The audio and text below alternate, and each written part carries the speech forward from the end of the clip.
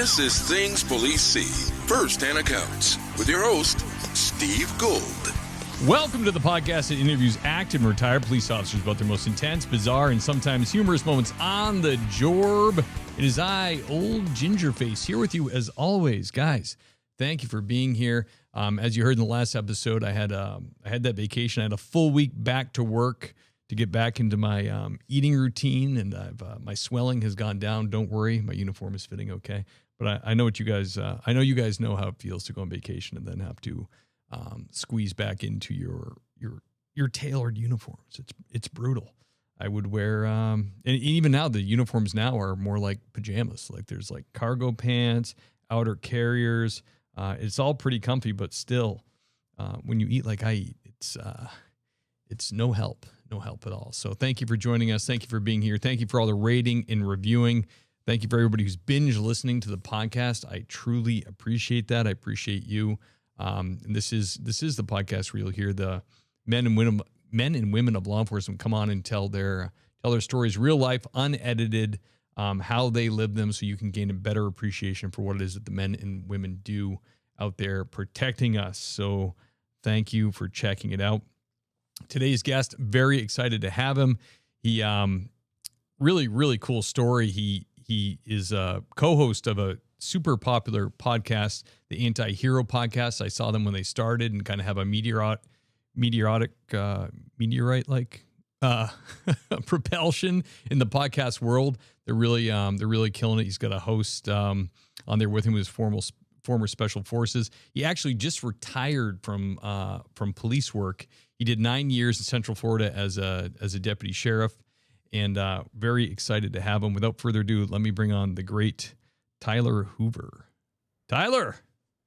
What's up, man? I'm going to call my next podcast the Meteoric Trajectory. I was like, man, did he just make up 2 words in a row? That was awesome. Yeah, I do it all the time. It's easy, man. You just make them up. Too. You just put them out there. Yeah, sometimes people call me out on it, but yeah. I don't have any kind of live thing going on, so no one calls me out except an email, and then it's too late. Yeah, man. Like we were saying right before we started recording, dude, the podcast is great, and you guys are. It's funny because you. I don't know if you're anything like me, but when you see a new podcast in our genre start, and you see it's a couple guys or 3 guys, and I always start to get the cringies a little bit before I look at it because I'm like. You're hoping they're not starting the podcast and thinking they have this this banter they thought would be so enjoyable for everybody else. You know, like, hey, we're funny, we should record it type of thing. We should start a podcast.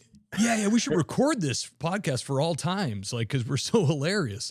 But your podcast truly is well done. Like you guys have clearly you have a huge following, and the conversations and the banter you guys have is it's great, man. It's super fun to listen to. So my hat's off to you, brother. It's not easy to do. I think it's easy to start a podcast, but it's not easy to be successful at it. And you guys have really, really done that with your meteoric rise in the podcast world. So what do you think between you and Brent Tucker is your co-host, Delta Force Green Beret guy? It's kind of the perfect amalgamation of police and military together. What do you think it was that kind of hit a nerve with people? To start podcasting? Yeah, just to get that kind of success. That's okay. So to get the success was I had plateaued around episode 35. It was just all stagnant, and I was running out of friends. I wanted a buddy podcast. I didn't want to do because one of the things I realized is when you interview people, that if you make regular people try and sound like extraordinary people, yeah, or extraordinary people, I guess. There's me and my words too. It just doesn't resonate with as many people as if you just made a buddy podcast. Like I don't have to. If it's like you said, man, when 2 people are actually funny, you don't really care who they are. And so I was I had my friends on and off, and I was interviewing people that I thought were worthy, but I was like, my next thing is I need a co-host. That's what the Anti-Hero podcast needs. And I went and looked at all these episodes, and all of them, I had Brent on as a guest for like three or four episodes, and they all did so well. And it's because Delta Force sells just like Navy SEAL. You put that on a thumbnail, it's going through the roof. So I didn't even know that was real. I remember Chuck Norris had a Delta Force movie, and then when I got older, I was like, oh, Delta Force is real. Those are real badasses. So I had he only lived 15 minutes away from me. So I made a giant proposal. I brought it to him, and I spent a lot of time on that proposal. We joke about it because he opened it, and I was talking, I was briefing him as he was, and he closed it and goes, "Sure, I'll do it." And I was like, "You don't want to look at all the analytics and stuff that I copy and pasted like a knuckle dragger to prove to you that this is going to be a success?" Yeah. He's like, "No, man, let's do it. Let's rock and roll." I was like, "Sweet." So he at that time had just recorded the Rob O'Neill episode, which is where, if you go back to episode, I want to say 34 or 35, maybe 36. It's called Delta Force and Cigars, and it's a part 1 and part 2. So it's like 35 and 36 were recorded at the same time. And that was his second appearance. So second and third episode, but second appearance overall on my podcast. And he had just casually nonchalant said, I mean, everybody knows Rob O'Neill didn't kill Osama bin Laden. And I was like, wait, what? Because I didn't know that. He goes, yeah. And I made a clip of that, and it hit 1 million views on every single social media platform. And everybody was like, apparently the rest of the world also was like me and didn't know. So he was like, I have to do a rebuttal. I have to do a whole nother episode on why Rob O'Neill's lying. So we did a 3-hour breakdown of Rob O'Neill, and that is what launched us to the moon. So it was a mixture of getting a Delta Force co-host. You know, Brent has a lot of life experience. He has a lot of contacts. He has a lot of, clout that he earned as tier 1 guy. He's in the inner circle. Yeah, mixed with my hard work and the thing I already built. It was the perfect combination for success. It really was. I everybody's like, oh, how'd you do it? It's like, that was God. You know, a little bit of hard work, meets opportunity. I guess that's what they always say. You know, God's got to put those two together. So, and then, after the Rob O'Neill, that was episode 37. And we started our rebrand at episode 40. That was what you see now at I think we put out 133 today. Episode 40 is where that started. Okay. All right, cool. Yeah, that's awesome, man. Good idea. Yeah, I fly solo like most of the time I live out in the sticks in Western Mass. So like, I really feel like if you have a co-host, it's really better to have them in person, Yeah. In the studio. It's cool to do it remotely, but that's awesome, man. Like I said, I was blown away by you guys and how you just kind of like pulled away from the pack. It was so cool to watch, and it's so cool that you have retired from your police job. That's amazing, dude. That's awesome. Yeah. I had seen a clip on my dad is retired from the job, and I got to watch. I mean, I did ride-alongs from 2000 to like 2006 with him from when I was in 7th grade to the senior. And he wasn't cynical, but as any cop, he's like, hey, don't do this. It's not like, and he kind of showed me like, hey, like I learned in real time. They'll tell you every day the job is not your life. Yep. The job will turn on you at any moment, and all the cliche things he told me. So I got into the job knowing all those things. My dad did the same thing. And I was like, hey, I need to have for the first time in my career, around 7 years in, things like were not working out for me in law enforcement. Everything was like, I wasn't getting things I deserved. And I'm not saying like, oh, I'm saying like I busted my ass, and politics were getting in the way of, or people just not liking me, or like in the way of me getting a gig. So I was like, you know what? As soon as I started the podcast, I was like, it's only a matter of time. I'm going to keep driving and driving. And I saw a Joe Rogan clip once where he's like, hey, you can change your career at any time. Never think you can't. But it's going to be an X amount of time of working double before you can make that jump. Because you can't just not take a paycheck anymore. So you either got to go get another job on top of the job you already have, or you got to go to school on top of the job you already have to get qualified for the job you want. Right. Single mothers do it all the fucking time. So Right. cop can do it if they really wanted to do it. Yeah, that's a great point. Absolutely, man. Well, congrats on that, brother. I love it. Can we go back, way back to young patrolman Hoover, first started the job? What's the first call you took that, you know, at the time you considered a hot call, kind of got your adrenaline going? Oh man. My first call ever. I remember my first call ever, and it wasn't a hot call. So I'm going to give you a twofer for this one because I'll make it quick. It was a take it. DV call. And I went and I'm talking to the dude. He's pissed off. My partner is a female outside talking to the female half. It's your standard DV. And I'm puffing up, I just done 7 months worth of training. I know what I'm doing. And he Right. goes, you know what? Bring it Fuck on. this, man. I'm going to my room. I go, no, you're not, sir. And he goes, the fuck you telling me? I am. And started walking towards his room. Well, we've just watched 80,000 videos in the last 7 months of cops getting shot at domestics because people went and got guns. So Right. I panicked, and Especially I was Florida. like, "Oh, it's the most embarrassing thing ever, dude." I got on the radio and said, "Can you get in here?" That's all I could get out, and my voice cracked. So it was like, "Can you get in here?" And it was like everybody, it was one of those radio traffic things where everyone flipped a UE and went because of what I said. Right. It was like your tone of voice, like your level of worry was so strong that everybody on shift was coming to me. It came just through. Because instead of going, yo, Tracy, can you come in here real quick? Or, 340 Alpha, come inside real quick. I'm going to follow this guy. We're probably going to fight. Right. That was my first, I thought in my head, he was coming out with a gun to kill me. Yeah. That was my first call ever. My first hot call was a shooting. I went from one agency to another. There was no hood in the first agency. I went to a bigger city where there's a hood, and there was an extended stay motel that we were at all night long every night.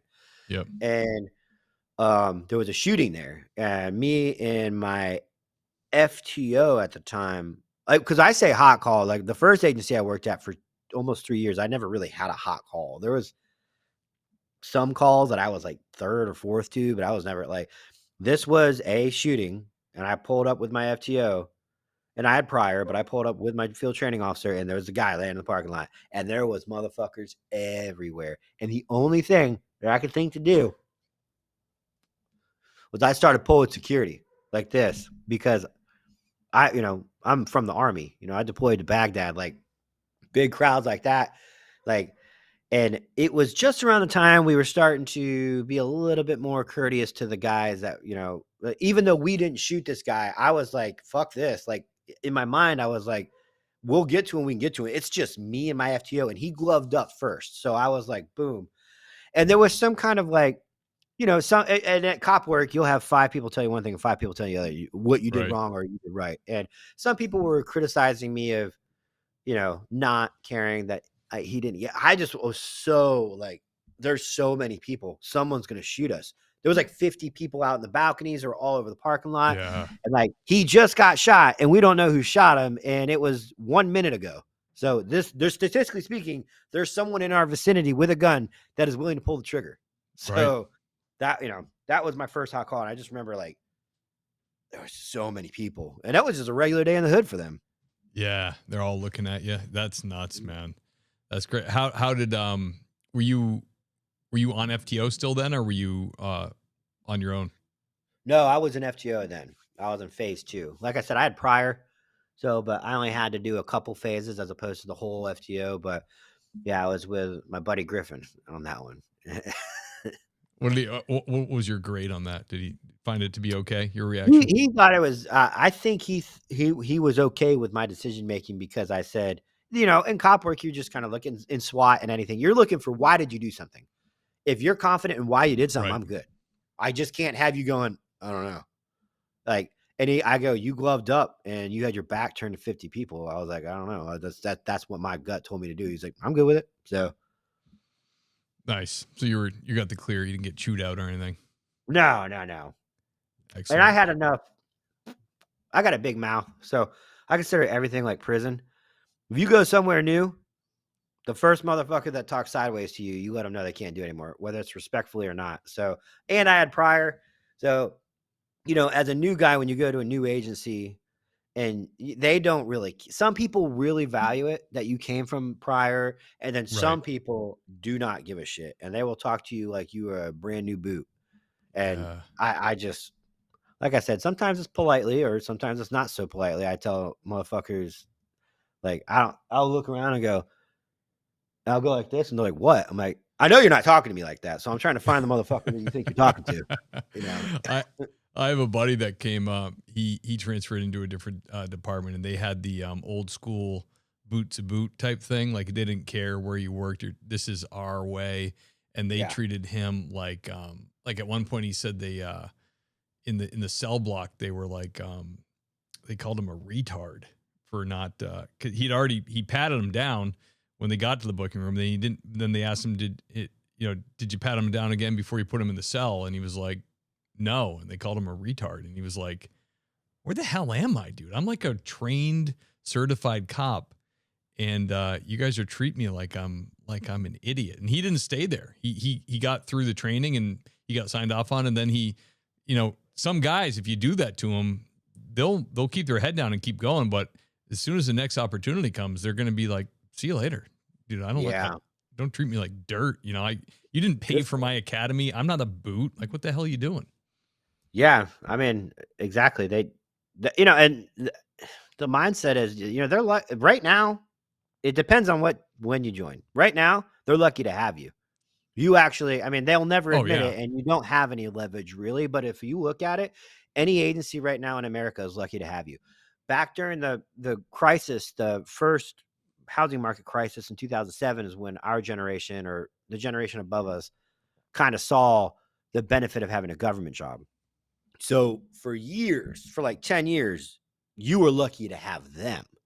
Right. Now the economy is different. And also the fucking since 2016, everybody says 2020 George Floyd, but it was way before then.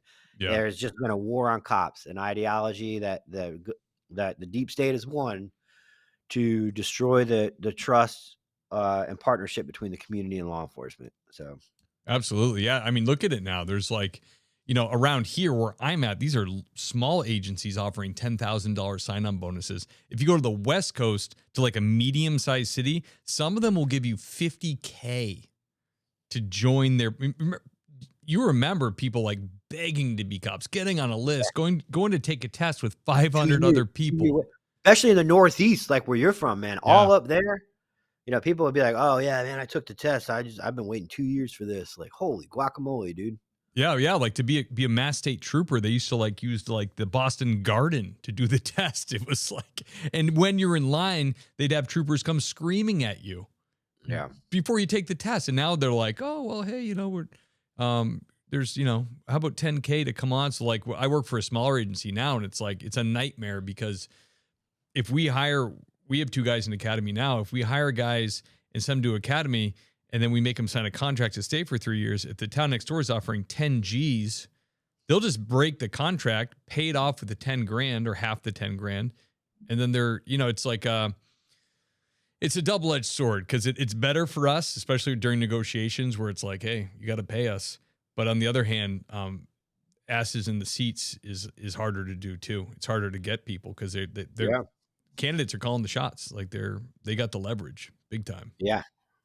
Yep. Absolutely. Unfortunately, police agencies are typically run by people that are bad at running any type of business or agency. So, when they say like, hey, when all boots on ground go, the guys next door are offering this, we need to offer this too. And they say, no, we're not going to do that. Like, okay, well then.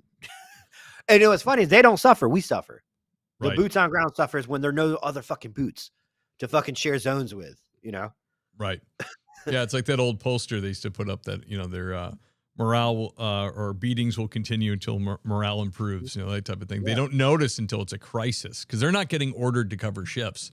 They're working a 9-to-5 salary job. So they're so out of touch because the way government works is that nobody wants to tell the person above them, especially in an appointed position, that things are bad. So Right. you're going to have your lieutenants telling your captains, everything's good, sir. And your captains are going to go, cool. And even if the captains know, they're going to go to the major and go, everything's good in my zone, sir. And okay, the major now gets to report that his division is doing the best. And even though he knows, oh, it's a shit show, he's not going to go to the under chief or chief deputy and go, hey, patrol's all fucked up right now, because guess what they're going to do? They're going to go, well, then I'll get somebody that can do it. Right. It's go, anybody that wants to be a cop, go watch The Wire first. That is the show. It's not, there's great cop shows everywhere, but if you want to know how law enforcement works, go watch The Wire. Yeah, totally. It's kind of like the Asian pilots or the Chinese pilots, where they started making the first officer fly so the captain could correct him, because if the captain was flying and doing something wrong, the first officer would never speak up. He would just let the plane crash because it's dishonorable to correct the captain. You know what I mean? Yeah. I don't want to say anything, but we're about to hit a mountain. Yeah, I mean, it's an analogy, but it's an analogy. Like, it's true. Like, hey, the agency's going to shit, and you got guys telling you right what's wrong with it, and you're not doing anything about it. So, yeah, okay, yeah, is what it is. Tyler, can you tell us about the strangest or most bizarre thing you dealt with on the job? Dude, it is the most bizarre thing I've ever seen in my life. It is Florida. Yeah. Well, so, okay. In law enforcement, it's front row tickets to the best show on earth. You are exposed to a lot more than the average person. So stranger things are going to happen to you. And one area I worked for a long time had a very heavy Haitian population. So, and if you guys don't know, just like white people, Haitians also deal in the devil, and they deal in all the fucking voodoo, and not all Haitians, not even most of them, but Right. just like in Christianity, there's people that, are into white people witchcraft and all these things and the occult. They do that in other ethnicities too. So I go and respond. The call notes I read were like, no way. And I'm not going to tell you the call notes because I don't want to ruin the story, but I read the call notes. I'm like, what the fuck? And I show up, and at each, it's a stop sign intersection in the hood, kind of like, it's not so much the hood is in violent, but it's in the ghetto. A 4-way stop sign, two roads. At each corner of the intersection was a bird without a head, a pigeon. I think they were pigeons, decapitated pigeons, Kind of on ritual each shit. corner. Yeah. And I'm like, the fuck? At the time, I wasn't a religious person, so I didn't beat feet out of there. I sat there and tried to figure out what the hell is going on. And then there was nothing the police could do. Animal control's not coming out. They're dead. They're not in the road. They're not causing an issue. It's not a law enforcement issue. It's weird as hell. Right. But it's not a crime. It probably was a crime to do it. But as of right now, you have an animal cruelty misdemeanor afoot. Like, no one Right. cares. So, that was by far the weirdest fucking call I've ever been on. Still fucks me to this day. I'm like, and then somebody did tell me that's voodoo witchcraft right there, right in the middle of the, somebody was putting a hex on someone else, and hopefully it wasn't me. Yeah, man, I'd be crossing myself and saying my prayers. Keep that away from me. Hell no. That's nuts, dude. That is I recently have you ever read about the Salem witch trials and all that stuff with the lady? I don't know if she was Haitian, but there was a woman involved that was from, I think it was Haiti or somewhere else, and I don't know if she was a slave or if she was just indentured or whatever, but that voodoo stuff freaks me out, and it really freaks me out how just scrolling online, that's real white lady stuff now, being a witch and doing spells and casting love spells on someone that you want, that's a thing. It's really kind of exploded in our culture, and it makes me sick. If anybody is not religious at all, but kind of, let's say you're religious, you know that God exists, but you're just not practicing, you're not devout, Kind of agnostic or something. Yeah, whatever religion you are, go start researching the spiritual war that's happening right now on Earth, and it's as simple as it's always been. The devil and God are letting you pick essentially within Yeah. they're influencing indirectly as best they can. So, I mean, I know we're getting off on a tangent. It's nothing to do with law enforcement, but I No. mean, Yeah, a absolutely. couple years ago, I found Christ again, and Oh, God bless, really, man. That's it amazing. sucks because most of everything that's awesome is sinful. It Yeah. really is. Yeah. Gluttony, you name it, sex, the outside of Yeah. wedlock, like I mean, everything that people like Yeah. to do. Like, look at getting drunk. Spirits. They call booze spirits for a fucking reason. Yeah. They're and it's just it's hard now. Like everything's the occult. Fucking yoga's the occult. Astrology is the occult. Like everything's the occult, and you're like, God, man, it's so annoying, but it's true. If someone It's so that's annoying. scholar explains it to you, you're like, oh shit, okay, Yeah. it's not Christ. So Right. Yeah. I mean, I know that the yoga thing is like, you're doing these poses and there's really no way. I mean, a lot of the yoga sessions aren't like a Kundalini yoga where they're like talking about the philosophy and the gods and stuff, but you're still doing the poses that are like the invitational poses, yeah, yeah, like say dedication to a spirit. And I yeah. don't know. I get annoyed with it too, but it's like it does. So my wife and I, the same thing. We kind of the scales fell off our eyes 7-8 years ago, and we came to Christ, and it really, the nice thing about it is it really makes the world make sense, because it's really confusing if you don't understand good and evil, because everything is relativism. You know what I mean? Because you can relativism yourself into like there's people who use relativity to say that, well, Satan, not that bad. He was an angel. He just had a disagreement with God and he fell. Yeah. And he was the angel of light. So they're like, you can hear these modern arguments about it, and if you don't have a basis, if you're not saved, you can look at them and go and use your human reason and go, yeah, okay, well, yeah. It's not hard. Have you ever wanted to justify someone because they were cool, but they were an awful person? Yeah, of And course. that person probably wasn't even a master manipulator. And then there's humans that are master manipulators. And one day you just see it and you're like, oh my God, you're an awful person. Yeah. That's a human. Imagine what the devil can do. Yeah. As long as you let him. As long as you let him. Absolutely. He's Yeah, probably the coolest dude in every room. Anytime he appears yeah. on Earth, he is probably the coolest, savvy dude. And like, God, man, that guy's awesome, dude. Yeah. He's a partier. He's a nice guy. Yeah, he's 10 times smarter than us. He knows the Bible better than us. He knows God better than us. He's like you're saying, he's not gonna have horns and hooves. He's probably the best looking guy around, and he's charismatic as hell. He just knows how to separate you from God, and he'll use tactics like that. So it's like all this stuff is very pervasive, where it's like it's a very soft entry where you're like, that's not so bad, and then before you know it, you're casting doubts in your Christian belief. You know what I mean? That's kind of the way it goes. ProForce Law Enforcement, the best damn cop shop in the nation, whether you're purchasing for ProForce Law Enforcement, the best damn cop shop in the nation, whether you're purchasing for an entire agency or you're an individual officer looking to buy firearms or duty gear. These guys are the best in the biz. ProForce has law enforcement exclusive pricing and is the place to be buying your guns and duty gear.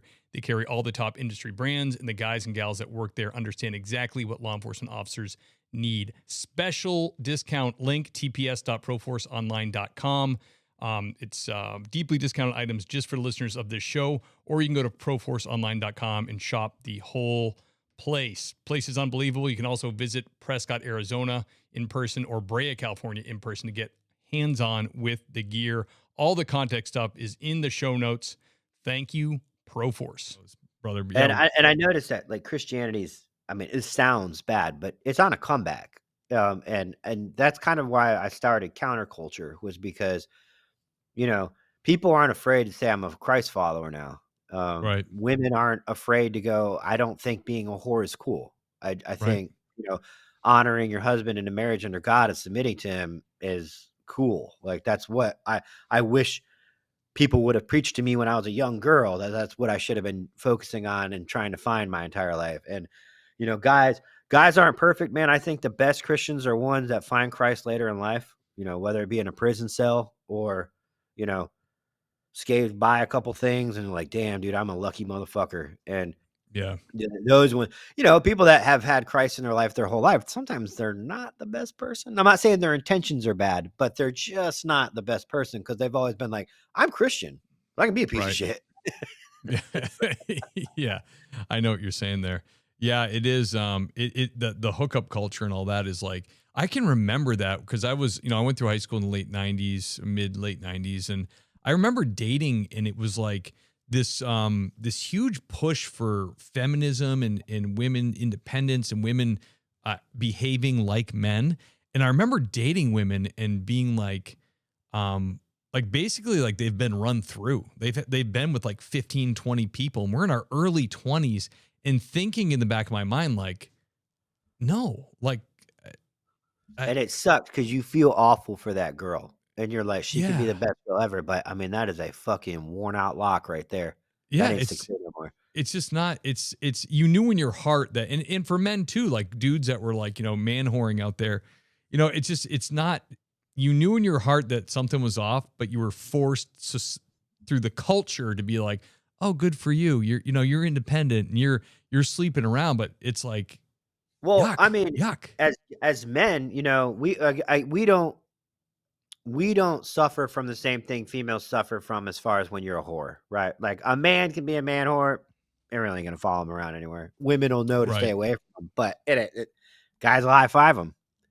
right. Women do that, it'll ruin their life. And so, and that was always like I always thought that was interesting. I'll call a spade, but when you look at it deeper, as men, as a culture and as a race, or a sex, not a race, sorry. We've allowed women to become what they are by using them as sex objects. So Yeah, all the dudes that you knew that slept with like 60 chicks by the time he was 25, he used 60 women. And now those women are more prone to being used again and again and again. right, Now imagine if 1,000,000 men did that. That's 60 million women that are now in that mindset. And right. so we as men, we are the dominant ones. We are the decision makers. We are the shot callers, but we have to take it accountability that we did that. Yeah, yeah. Like they said, we're accountable to Christ. We're supposed to treat our wife like the church. We're supposed to protect her, die for her if needed, protect her. We're not supposed to be doing this stuff at all. And you're right. There's ripples in the pond from that. So it's, anyways, like you said, there is a resurgence, and I love to see it. I love to, I try to invite people to our church as much as I can. And there is a lot more interest in it. People, they feel the emptiness of the world and all these other things that aren't Christian, that aren't ancient. You know what I mean? They're kind of coming back to it, and it's a beautiful thing, Tyler. I love to see it. Absolutely. Yeah, it's a beautiful thing, but it also could mean this mortal world might expire before we fucking expire. Like I'm sure every generation and every century has been like, here it comes. But Yeah. and I thought sometimes I'm like, maybe that's just what getting old feels like. You're like, dude, the world is about to end. This is it. Jesus is Yeah. coming back. And that's just how you feel as you get old because you lose faith in humanity. Dude, it is so true. Getting old is so weird, man. Like my daughter's 15 and she's trying to tell us like, this is the best band. She's talking about a Korean like K-pop band. She's like, no, Dad, you'll like it. Like it's really cool. And she's playing Yeah, for I'm me. sure Like, I'm like, I absolutely hate it. I don't ever want to hear it again. I don't want you to listen in the house. And she's like, she's convinced. And to her credit, she also does like a lot of like 70s, 80s stuff that she grew up with listening to because of my wife and I. But yeah, it's funny because I remember like playing stuff for my parents and being like, why don't they recognize that Vanilla Ice is like the best lyricist that's ever come across? And my dad's like, it's banned from the house. Yeah. No. Yep. Same thing. Oh, it's so funny, man. Tyler, can you tell us about your most intense or terrifying call you went on? Yeah. Okay. So I'll try to sum it up. It's kind of a long call. I was sitting in our, where we 56, the spot. It's away from everything. We called it Indy. It's an industrial complex, away from everybody, safe. Behind us is a big pond. It's a good place for zone cars to go chill. It was probably like midnight. I want to say somewhere around there, and shots fired comes out at the McDonald's about 2 minutes away. Not uncommon, except it started coming out as we put it in drive. It started coming out as an active shooter. People running out of McDonald's, shots being fired. So me and my buddy are the first ones there. We see people running. We're asking the questions. They're like, we think we got told he's the only one in there. So we asked a couple people. I mean, it sucks too, because when they're 100 yards that way and you're at the fucking drive-through door behind the speaker box that's propped open, like the drive-through door is where we were going to make entry. Yeah. I talked to my buddy. We're like, hey man, this is 101 stuff. If we hear another shot go off, it's going from barricade to active shooter. Because at the time on scene, we never heard a fucking shot. Dispatch heard shots, people heard shots, but they were saying nobody was inside and nobody was injured. Multiple sources of intelligence or information. So we made the call. Hey, this is a barricade. Obviously, get everyone here. Yeah. And then, so I'm at the door. Like, you know that door? It's a regular door, but it's around the drive-through where they bring stuff out to the trash and then a fast food restaurant. That's where we were. We had that prop, like metal door. And I'm like, statistically speaking, the next human being I see, I'm gonna fucking smoke. Like, there's just no, there's nobody in there but somebody with a gun. And we kept hearing him, but we could hear him talking. So I'm like, what the fuck? Is he talking to himself? And so then everybody and their mother starts coming. And I take up a position behind one of our marked F-150s with a long gun. And I'm just staring. And I have like one of the sides. And I remember looking through the window. I don't know. They got camera access and came to the conclusion that, yes, this is a barricaded person. There's nobody else inside. So they were able to make that determination through all the cameras. So, well, he is a she, and she's mentally ill and deranged and starts blasting through the fucking across from behind the counter. She's back where they fucking serve McFlurries. Starts shooting across out of the restaurant into the street at cops. So then they open fire through the drive-through. But apparently that window is fucking that glass was making all the bullets go other ways. So nobody was struck or something. I don't know, but no one was struck in that volley, good or bad. And I remember like, okay, now she's actively shooting, and there was times where I would see a hand or an elbow, and I'm looking, and I like come out, and I'm like, if this person presents themselves in my line of sight, with a firearm, I'm going to be taking this shot, and it's not that big of a deal. I was never in danger. They didn't know I was there, and I was behind an F-150 fucking V8 engine. Right. The problem is that was just the most intense thing. It never stopped. And then the call was made, and I got relieved and got dressed and went into the Bearcat and then did that for a while. And she ended up being mentally ill, and we gassed her, and she came out. Or they went and, they had to gas the entire McDonald's, which was open 2 days later. That blew my mind too. Wow. Mickey D's doesn't F around, dude. Yeah, man, not in the hood anyway. So, that was and I remember thinking, like, I was supposed to be off at 2. We didn't get home till 5. And I remember thinking that's a cop right there. That's a cop job. There's no calling in sick because every motherfucker just went through that. Yeah. You can't have a mental health day the next day. And I remember I woke up, I got 5 hours, 6 hours sleep, and I felt more hungover than I've ever felt in my life. I didn't have a drop of alcohol, and it was because of the adrenaline dump. Yeah. That whole, all the cortisone levels that were already naturally high were spiked astronomically for a long period of time. My adrenaline was up for long. The dump, my body just couldn't take it, dude. I was like, it was the worst day. Yeah, man. The next day was the worst day. Yeah, that I've had calls like that before when you're like, your heart is elevated for so long because it takes so long. You're like, this is, like you have time to think, this is not good for me. Like I am hyper vigilant. My heart is racing, and it's not ending.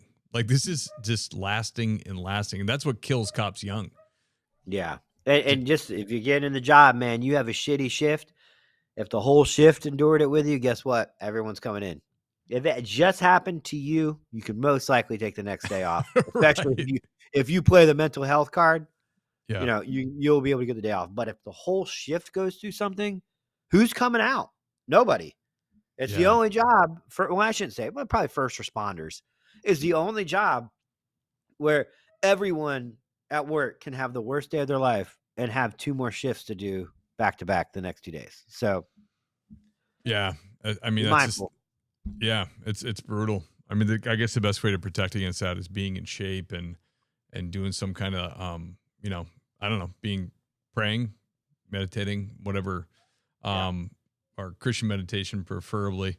But yeah, I mean, I remember I had to stand up like that with a kid with scissors, and his parents were involved, and he kept coming towards us and backing away, coming towards us, backing away. And we were there for like, I don't know, half an hour. And it was like, my heart was pounding the whole time because it was like, there's lethal cover on them. There's taser cover on them. And it's like, it just kept going. I'm like, oh my gosh, I am ramped up. And so I ended up getting cut from that, from the scissors from when we tackled him. So I had to go to see if I needed a tetanus shot at the hospital, and they took my blood pressure. And this was like 2 hours later, and they're like, do you have bad blood pressure? And I'm like, no, I just had a physical. My blood pressure is great. And they're like, yeah, you're off the charts. I felt fine. You feel fine, but they said my blood pressure was. That's your new normal, bro. When you become a cop, your new normal's fucking redlining all the time. Right. It's freaking terrible, dude. It's so bad for you. Yeah. So bad. I remember writing I was on overnights for 5 years straight. I remember we had a bad domestic, and I was writing reports. My pulse was like screwed up. I was like, I felt fine, but I was like, I could feel my heart. It felt like it was stopping. And I started taking my pulse, and it was like, bump, bump, bump, bump, bump, bump. You know what I mean? Like, my pulse wasn't right. And I was like, that ain't right. So it was actually just a couple of weeks later, I had my physical, and the doctor told me, he was like, yeah, because they go through, they work in emergency rooms and stuff, and they do their residency. And he goes, oh yeah, he goes, do you drink a lot of coffee and stay up all night? I'm like, yes. He's like, yeah, when I was in my residency, my heart rate was always screwed up. He goes, you're just having palpitations. He's like, that's just the job you have. He goes, you're just going to have palpitations. Your heart's perfectly healthy. You're just going to have to deal with it. Yeah. He goes, you're just going to have them. And I go, well, is it bad for you? He's like, well, yeah, if you do this for a long time, because it's going to be bad. And I remember that was the first time, I think I was 30, the first time I thought like, oh, that's screwed up, dude. I don't want to shorten my life for doing this. Yeah. Yeah. It is what it is, my man. So Tyler, do you have a positive story you can tell us? Positive call? Yeah. It was one of those calls where it could have been the worst call ever. Ended up being not. By God, I've never had a bad call reference a kid. I've never experienced one, and I've never shot anybody either. So, thank God. But at same spot, we're chilling in Indy. I'm telling you, that's where we always were. And a call came out, baby not breathing. So again, we were even closer this time. So we pull in, and it's one of those hood apartments where like everyone illegally parks. There's no way an engine's getting in there, like not anytime soon. So, but it came out, the baby was breathing again. So we were like, okay, well, we were already on scene because we went lights and siren like half a mile. Right. And I'm like, well, we're here. Fuck it. Let's go. And I walk inside the front door. Now in my mind, baby's breathing, kind of like, let's do a check on well-being, make sure everything's good, start doing logistics for the FD, getting them in. Right. And as soon as I knock on the door swings open, and she puts the baby in my belly like a fucking football. And she's screaming. Everybody in the house is screaming. So apparently that information was inaccurate. The baby's still not breathing. Damn. So I had come down from it. Like anybody would tell you, especially a fighter, you cannot come down, or and I went right back up into it. And so now I'm like, the fuck? And I remember I had my partner, and she was like, go sit down. And I sat down. I mean, there was literally no time to be like, hey, and I was like, okay. And she kind of like helped me remember on a newborn. It had to have been a couple months at most. how to do CPR on a newborn. You know, she was like, flip them in your hand, flip them on the back. And she's like, harder, harder. And I'm like, you know, you're like, damn, I'm going to fucking crush this little baby. Yeah. And all of a sudden I hear a splattering noise and crying. And what was lodged came up all over my boots. Thank God. And, you know, I got one of the highest medals you can get from my agency for that. We both did. So, That's you know, because awesome. I was like, hey, I couldn't, you know, and I went back in service and I told my buddy James, and he was like, are you okay? I'm like, yeah. And he's like, are you, and he went and put me in for the award because no one knew, because my call note said baby's breathing, CPR conducted. Well, I mean, my supervisor at the time wasn't my biggest fan, but it's really not on them. You know, it's kind of like your peers to do stuff, put you in for stuff like that. But they could advocate for you if they were a good supervisor. Yeah. So we were in a very busy area, though. So supervisors typically don't get a lot of time to research calls that are closed out medically. You know. So, but yeah, I got an award for that one. That was pretty cool. Yeah, that's awesome, man. That is the biggest.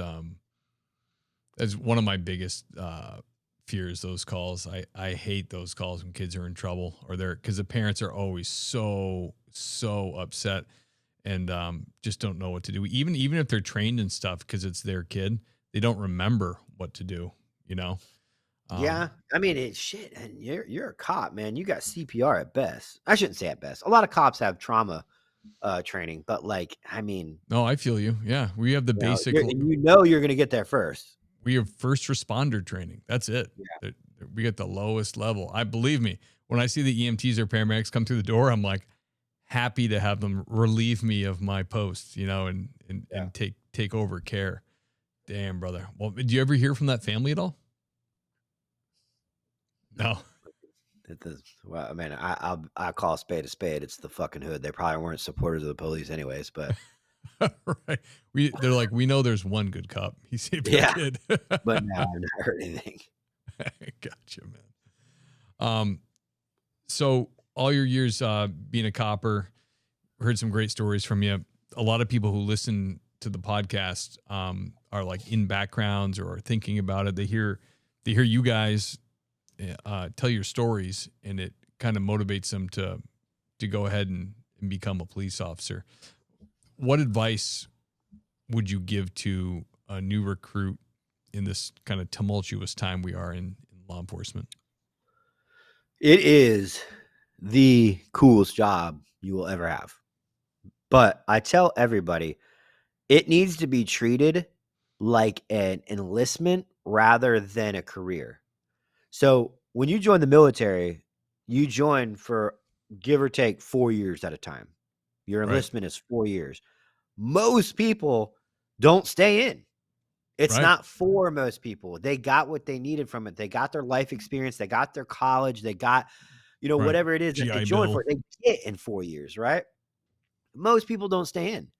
The same thing should apply in our culture in law enforcement as just go do it for a while you go to school, while you know, just know you're having fun, but this might not be it. Because so many cops get caught up in, I got another 15 years to go, man. And I'm like, that fucking sucks. You're probably not going to live through that, dude. You're probably going to eat your gun, or, you know, that sounds bad. I'm sorry. That's dark humor, everybody. You know, I know what you're saying. Yeah. Or health problems. Shit. You watch guys retire and they die 2 years later. You know, it's like, you know, so that's my advice. Have fun, because it is a fun job. Around 5 years is where I'd say, I'm not an analyst or a scholar, but from my training and experience, 5 years is around people know when it's not for them and it is for them. And people at 5 years, they have a great, if it's for them, that means their career is going great, but they're good cops, and that's good. Just know that at any day, your career could take a wildly different turn, and the agency will turn on you. There's also the people that in 5 years love the job because they're company men and they're pieces of shit for human beings, and they shouldn't have a badge anyways. So they're going to last by burning you and becoming a lieutenant, then a captain, and a major. So that's my spiel on law enforcement. Absolutely go fucking do it, because it is the coolest job in the world.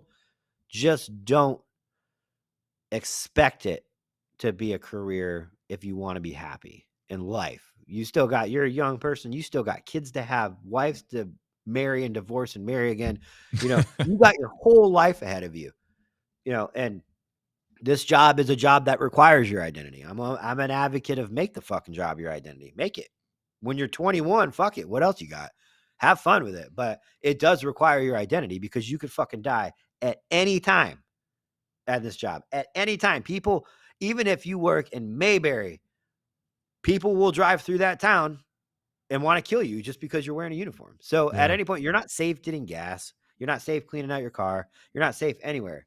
So with that being said, enjoy it. But when it's not enjoyable anymore, have a backup plan. Yeah, man. Words of wisdom. I mean, that's funny. I've never looked at it like that, but maybe that's the new model, enlistment style. You know what I mean? Because and on top of that, it is a young man's game.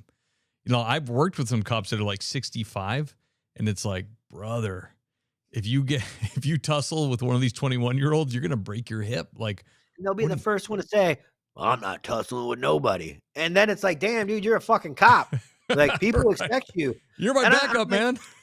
Yeah, I'm not one of those people that think cops need to know BJJ and be a blue belt and shit. And if that's the case, then you need to put it on the job qualifications. Right. Must have or be able to have a blue belt in Brazilian Jiu-Jitsu. If it's on the hiring fucking bullet points, then yes, by all means. But until then, dude, don't expect me to take it easy on a guy. Go train 3 times a week on my dime so I could take somebody into custody safer for them.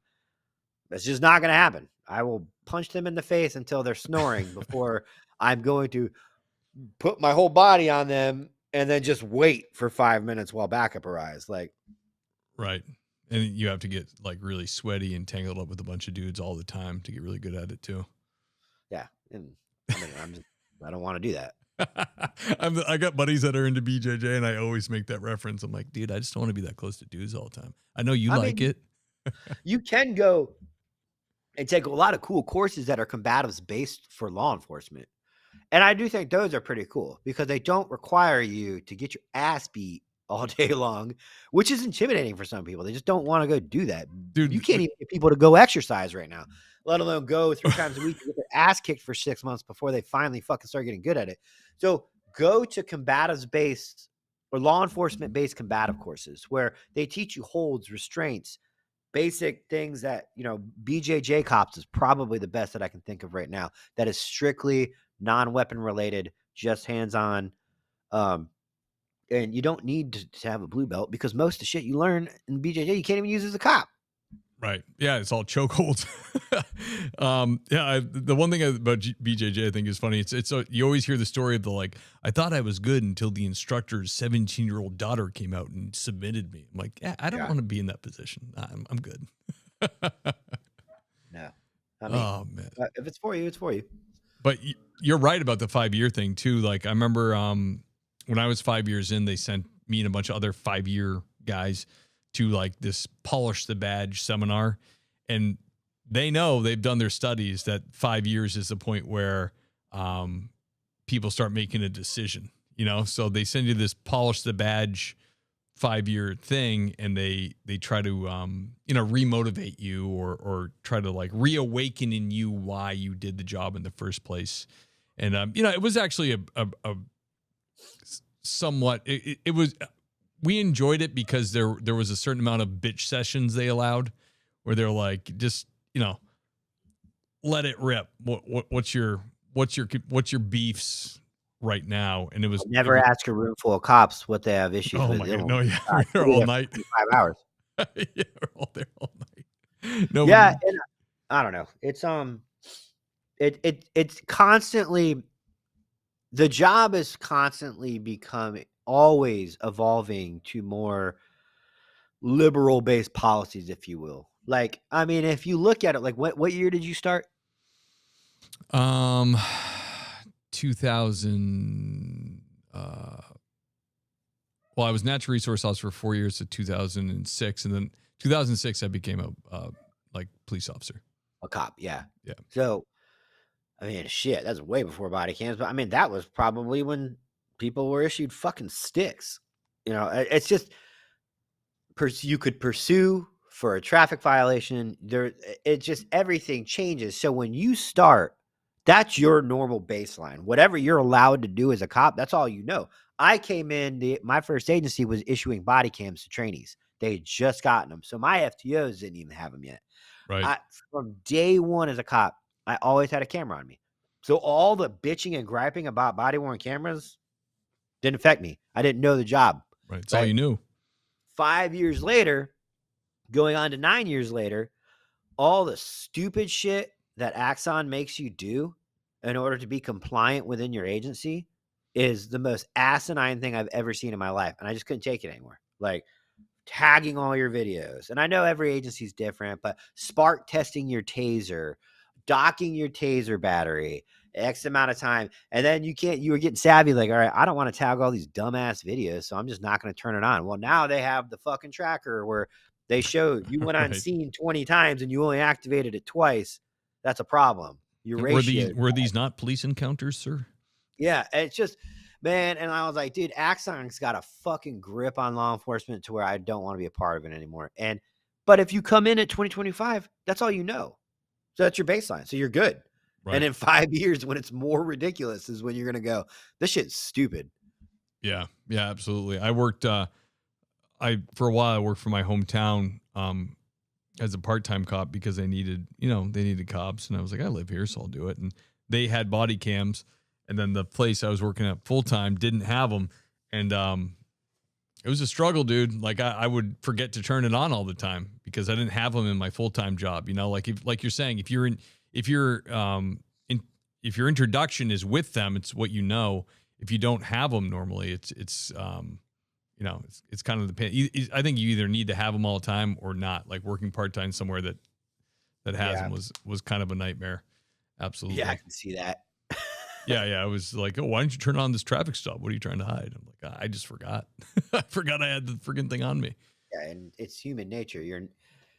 You're never going to think body cam first before reacting. And if you are, then your mind is not. I don't agree that cops should be even thinking about body cams in a hot situation. That's just me. Right. Yeah. Yeah. It makes sense. Tyler, Anti-Hero Podcast. I mean, I put on we're showing a screen now right now with your logo, and I'm assuming Spotify, Apple Podcasts, YouTube. That's where people can get after. And you guys go weekly or bi-weekly? Yeah, no, we go weekly. Every Monday morning at 7 a.m. we drop our pre-recorded episode with special, all kinds of different guests. Thursday nights, 8 p.m. Eastern time, we go live on YouTube, and that's wild. That's fun as hell. That's live, engaging with the comments. Yeah. And then, you can go to, I own a media company that is now Anti-Heroes under because of the whole failure to stop drama. So that's called Counterculture Inc. And then if you want to support us all, go to countercultureincthreads.com. And we have the best in counterculture graphic tees, stickers, hats, flags, Ranger panties, hoodies, everything you need for counterculture stuff. We got it. Excellent. I'll put that in the show notes so people can link right to it. What was are you willing to talk about what was the drama with failure to stop? The Tim Kennedy stuff. Eric Tanzi was the president. I was right under it. Eric hired me to pretty much VP the company. I mean, that wasn't my official term, but I was the one that would go to. I would see you, and I would try and recruit you to failure to stop. And I will give this to Eric Tanzi. I learned everything I know from running a network to Eric. I worked for him for a while, but I told him, I'm like, hey man, I knew this was gonna be a problem, but I told him, hey, we're calling out Tim Kennedy, just a FYI, back in November, December last year. Well, Tim Kennedy's ghostwriter, Nick Palmisano, also wrote Eric Tanzi's book. Oh, and I can see how that'd be tough. So, yeah. And, and the guys over at fucking Drinking Bros podcast don't like us, and Eric likes them. And it was just an amicable split. We were like, hey, we're both not happy over this. He didn't like the way I was handling it, and I didn't like the way he was handling it. And so we were like, you know what? Let's just split. And I haven't talked to him since. So I hope he's doing good. Gotcha. Okay. Yeah, the Tim Kennedy stuff, dude, that was wild to watch because you know how it is. Like I'm working still, so I work a lot of hours, and if I see you guys pop up and I'm in an area where I have reception because I work in the hill towns, I'll tune into you guys. And I was like watching the beginning of you guys calling him out, and I was like, whoa, like, because I know Tim Kennedy because he's so everywhere that like he just pops up in like my shorts, you know. So I'm like, oh, yeah, MMA fighter / like special operator guy, and in my mind, hearing you guys call him out, I was just thinking, there is no way in hell in the modern era that you would lie, you would steal valor right now in this point in history, because not only technology, but like you worked with other people. So people are going to know this isn't true. So when you guys were starting to say that, in the back of my mind, I was like, they must know for sure. Like, cause there's no way they would do that otherwise. And I just recently, it was last week, I saw that he admitted it. I was like, this is freaking unbelievable, dude. Like, I can't believe he did that. Yeah. Sucks. I feel, I shouldn't say I feel for him. I feel bad for him in an extent. I think he's got something wrong with him. Yeah. Narcissism doesn't begin to fucking touch it. I think he's got something wrong upstairs that he can't see what he's doing is wrong. And, you know, everybody's jumping on the train. And I know Anti-Hero is going to end it as in like, you know, there's a dead horse there. Right. So, everybody's jumped on. Then some people said they were done and then jumped back on because they wanted still to get the a little bit of the fucking, you know, taste of it. But at the end of the day, when Anti-Hero is done with it, you know, it'll be over. Yeah. Yeah. You're right, man. You can't, I mean, you spoke the truth. You brought the darkness to the light, and what are you going to grind them into the ground? You know, that's not what you guys are about. You informed everybody. We informed everybody, and then it's up to them at the end of the day. Yeah. Well, hey man, that was wild. So good for you guys. Good for you guys to just, you know, tell the truth about it. That obviously had to happen. I mean, he's a major influencer. You can't let that stand, you know? Yeah, and he's getting into politics. You really want a guy like that in politics? I mean, that's actually all that's in politics. So it actually would have been a match made in heaven, but. Right. Yeah. Damn, man. Well, man, you guys are doing great work over there. It was an honor to have you on, Tyler. Thank you so much for coming on, telling us your tales and some of your story, brother. Really appreciate it. I got to do the outro to the show. I'll put all your links in the show notes so everybody listening can go there and follow you guys and check out what you got going on. Can you hang on for just like 2 minutes? Yep. All right. The great Tyler Hoover, ladies and gentlemen, really, really fun interview. Honored to have him. This is a time in the show where I thank the Patreon sponsors, starting with the lieutenant level. Who I'm talking about is the great and powerful Andy Biggs.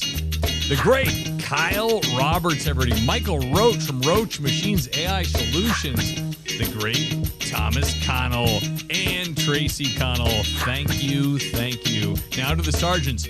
Adam McMahon, Adam Mihal, Brad Thompson, Brett Lee, Dan Carlson from Burley Boards. Amazing woodworker. Check him out. Sherry Finch. Thank you. Clark Lakoff. You are the man. Dave Ellman, yes sir. Dennis Carrasquillo, Doug and Kelly Newman, love you guys. See you at church. Elliot Sykes, everybody. Gabriel Decknop, oh, thank you. The great Gary Steiner, George Carey Otis, everybody. George, thank you, sir. Greg Gadboy, oh, thank you. Jackson Dalton, thank you, good sir. The great Jason Labrie, Jason Lau, the great Jessica King. Joey Langley, thank you, my man. John Jordan, John Shoemaker, John and Aaron Kate, love you guys here at church. Lauren Stimson, everybody. The handsome Lane Campbell, Lisa Gano, everybody. Marcus Joe Hansen. Oh, thank you. Iceman from Motorcop Chronicles. Check out his podcast, The Great Nancy Hammond. Paul Maloney. Thank you, brother. Sergeant Raymond Arsenal. Thanks, Ray. Love you. See you at church. Richard Scholes. Keep on trucking, brother. Sasha McNabb. Sam Conway, everybody. Scott Young. Sean Clifford. Seth Wright. Sheriff Ronald Long. The great Tammy Walsh. Holding it down at dispatch. Thank you, Tammy. Tony Fahey. Zachary Pleat. And the handsome George Tessier. Thank you, sir. See you at church, guys. Thank you for the support. If you really love the show and you want to show that to me monetarily, I like that a lot, but you don't have to. The show will remain free so you can see the men and women of law enforcement tell their stories unedited so you can gain a better appreciation for exactly what they do. I love you guys, and I'll see you next week.